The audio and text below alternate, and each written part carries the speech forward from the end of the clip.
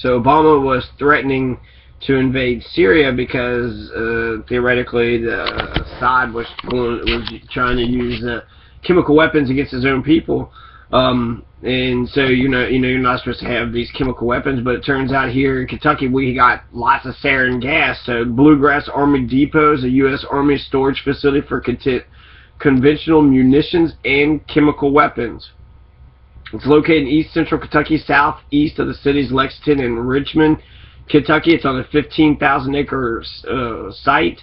So it's on 15,000 acres, composed mainly of open fields and wooded areas, mostly for munition storage, repair of general supplies, and the disposal of munitions, but it's also a training ground. So, yeah, they're trying to destroy it, but they're really taking their gee golly williker fucking time. The facilities is housed on 15,000 acres, 1,100 buildings, 902 igloos and storage capacity of 3.2 million square feet.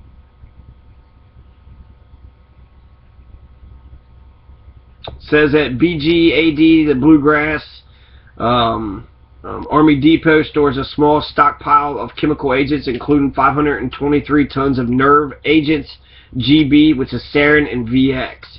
So and mustard gas. So, or about 2% of the United States chemical weapons stockpile. So 2% of U.S.'s chemical weapons are right there in the Bluegrass Army Depot, but you also have 523 tons of nerve gas, GB, sarin, VX, and mustard gas. So 523 tons.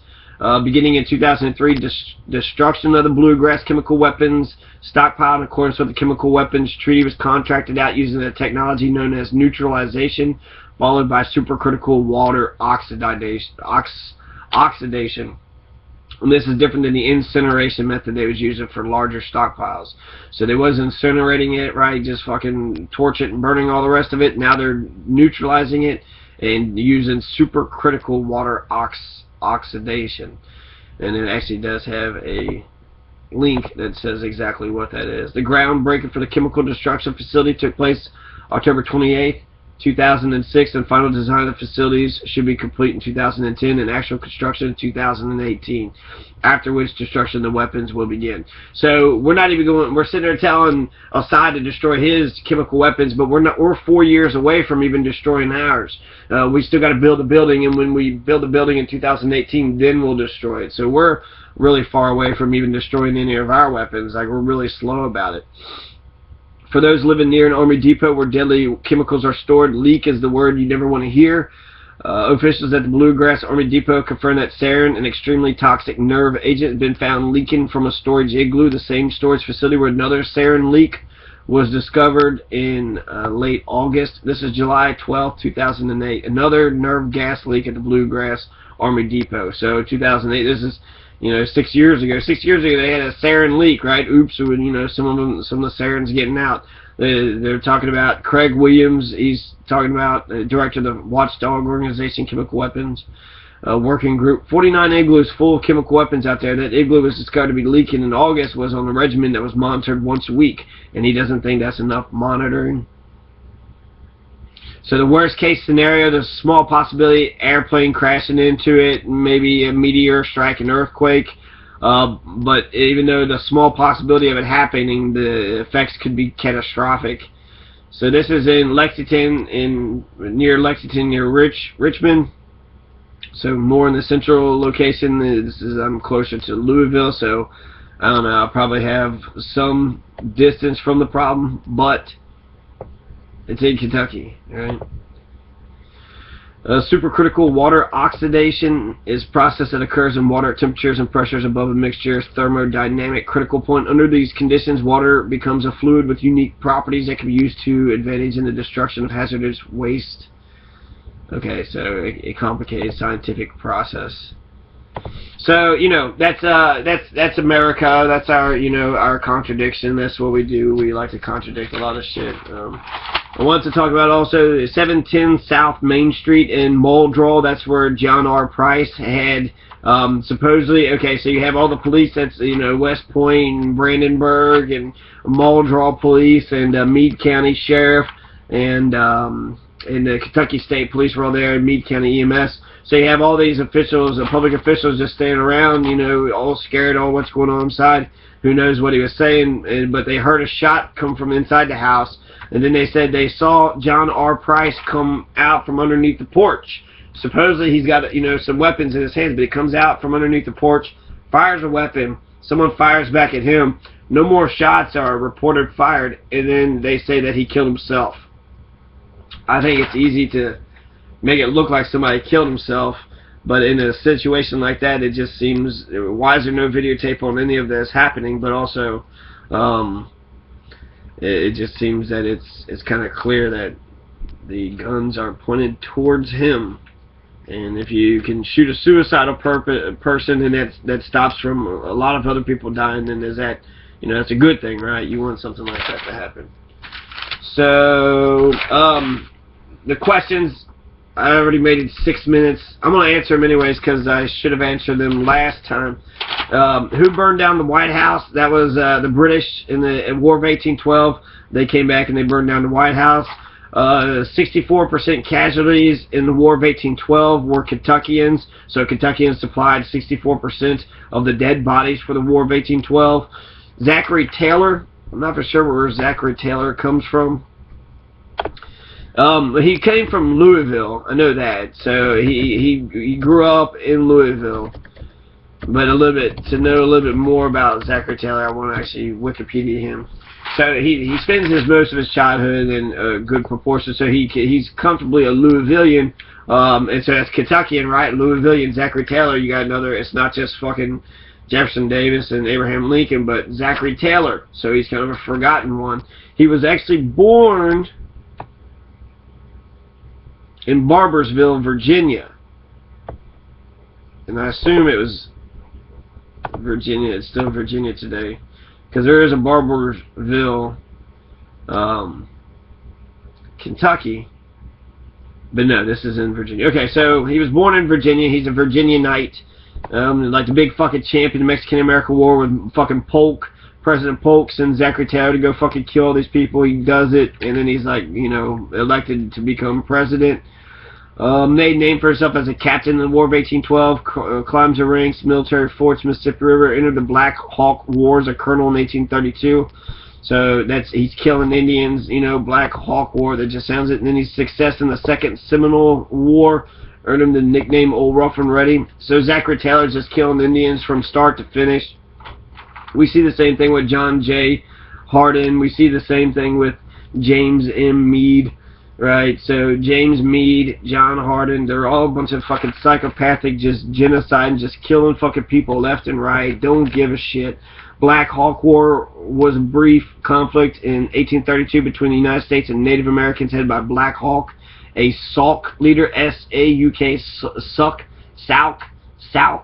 leader. The war erupted after Black Hawk and a group of Sauks, Meskwakis and Kickapoos, known as the British Band, crossed the Mississippi River in the U.S. state of Illinois in April 32. Black Hawk's motives were ambiguous, but he was apparently hoping to avoid bloodshed while resettling on land that had been ceded to the United States in a disputed 1804 treaty. So yeah, you know, fucking American participants was Jefferson Davis, great. That's Zachary Taylor and Jefferson Davis, fucking side by side, working there. Winfield Scott. Abraham Lincoln was part of it. It gave young Abraham Lincoln his brief military service. So Abraham Lincoln is sitting there with Jefferson Davis. They're fighting in the same fucking war. So when you got Jefferson Davis and Lincoln fighting against fucking Indians, you know, you could tell that the fucking racism has been with America for quite some time. In the Second Seminole War, the Florida War, 1832 to 1842.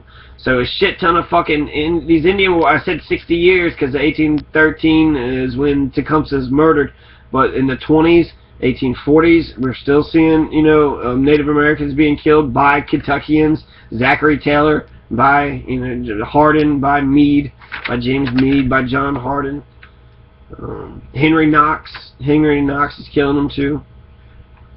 So the Zachary Taylor, that's where Zachary Taylor's from. He's born in Virginia, but he was raised in, he migrated westward from Virginia to Kentucky in his youth. He was commissioned as an officer in the War of 1808. So Louisville is where he spent most of his time. Let's see, the Virginia, Ohio River developed as Louisville. They settled in Louisville. Taylor grew up in a small woodland cabin before his family moved to a brick house with increased prosperity. The rapid growth of Louisville was a boon for Taylor's father, who came to own 10,000 acres throughout Kentucky. By the start of the 19th century, he held 26 slaves to cultivate the most developed portion of his holdings. So this is Zachary Taylor. He's a fucking he's getting a plantation owning, Indian murdering, just like George Washington, you know, just like Daniel Boone, just like a lot of these fucking, just like Andrew Jackson, just like these supposed heroes that are actually just bloody, you know, just Christopher Columbus. They just start out by being complete psychopaths, murdering everybody and anything in sight, looking for money, land, wealth, gold, or sex. Those are the economic interest that these fucking colonizers want. And so these colonizers, they just, you know, there's fascism, totalitarianism, fascist. So there's genocide, there's fascism. You see a continuity from the beginning of, you know, of Kentucky's history, America's history, still even till some today. So then I also asked the question between who had died, who died in 1813 and who died in 1792, because my Meade County and Hardin County guys keep on getting mixed up since I'm sort of doing them both side by side. John J. Hardin, he's the one that died in 1772, so he died the same year that Kentucky was formed in the Northwestern Indian War. He was riding with George Rogers Clark, and so George Rogers Clark, major white terrorist, major totalitarian fascist, even had a lot of people at Corn Island who fucking ran away from George Rogers Clark because they didn't want to be fighting with him. They didn't want to go to Vincennes. They didn't want to fight at Vincennes and some of the other establishments in Indiana. And then, so that's John J. Hardin is the one who died in 1792, and then James M. Meade got killed in 1813. So John J. Hardin was murdered first, and then James M. Meade was murdered 20 years afterwards. Both of them fighting Indians, you know, it was white, psychopathic, Indian fucking murderer, not giving a shit, yay, kill, kill, kill. Now, I'm not for sure, actually, when it comes to Kentuckians who fought in a lot of these earlier battles, if they're poor whites who are just being conscripted into the military. So, you know, you have George Rogers Clark saying you're in the military whether you like it or not, or do you have just a bunch of savage, barbaric Kentuckians like, yeah, kill, kill, kill, and they just keep signing up and they keep on volunteering, going to here and going there. Because, I mean, one of them I have more sympathy, but the other one I have no sympathy at all. If they're just some ambitious generals, then you could kind of say that they was in a bad situation, they couldn't get out of it. If they're just savage barbarians, that's fucked up. You know, in fact, I almost feel like that's James Meade and John J. Hardin deserved their fate because they had died by, you know, with Indians. And actually, even the first guy, James Harrod, I heard was attacked by an Indian. So, yeah, fascism. George Washington's Indian name is Hanadagayas and Kanatak Carius. That wasn't a question, but that's just something interesting. Kanatak Carius. It means town destroyer. So the Indians had the name for George Washington, which was town destroyer. There's 4 Obama counties in 2008, then there's 4 Obama counties in 2012. John R. Price got shot at 710 South Main Street. I answered the questions, sort of run down some of the basic facts, and then, I mean, I haven't even got to the story, the Battle of Frenchtown, or how they're about to die. I've mentioned something about John J. Hardin. 20% of Meade County is employed at Fort Knox, 20%, so that's 1/5 of the entire county. Tecumseh might have been from Kentucky, but also his killer might have been from Kentucky too. 9 counties are named for fallen Kentucky militia from the War of 1812. From, actually, now 9 counties are named in Kentucky from the Battle of Frenchtown. So where James M. Meade had died, you also had about 8 other Kentucky generals who had died, and they named counties after them. So the Battle of Frenchtown ends up naming about 9 other counties. So this isn't just Meade County we're talking about when we're talking about the Battle of Frenchtown, but 8 other counties, which I would just have to look up and find out which other 8 counties those are. Squire Boone had gone to Doe Run. Tom Lincoln was here, and he was, you know, Abraham's father. He was a stonemason. He helped build the first fort, so he helped, you know, come into Meade County. So these people are Some interesting people. Sue Monday was captured and hung here. She was a Confederate, or he was a Confederate. Henry Proctor was the British person, Roundhead, and Walk in the Water is who James Meade had fought against. There's 400 people had been killed. It was the worst battle in War of 1812, worst one ever in Michigan, and they called it a massacre even though it was an invasion, which you'll see that over and over again throughout American history.